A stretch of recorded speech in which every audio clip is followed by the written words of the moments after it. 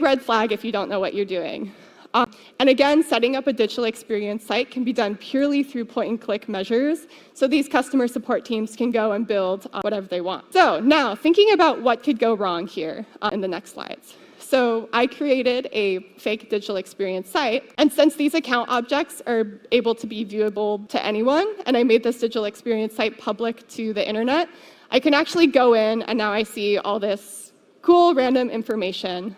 Like for example, this account object, I can see names, who's in charge, emails, all of that, and that's really weird. I did kind of want to touch on how this happened and how I configured it to be insecure in this way, just so people can kind of understand what goes on in the back end. So the top screenshot here is that's making this digital experience site public to the internet.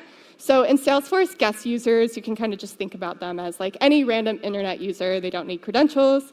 And what I'm doing here is I'm just enabling my site to be public. The second thing I do is I'm making those account objects readable in the bottom screenshot in the profiles. And then finally, I do really think Salesforce does do a good job at making it difficult for customer data to be completely public. But again, since this was a test environment, I didn't have all the different user roles and all that. So this is just something I had to do. But I created an additional role that basically made those account names viewable to guest users or public internet users. Now, another interesting thing about Salesforce is the different objects are assigned a ID.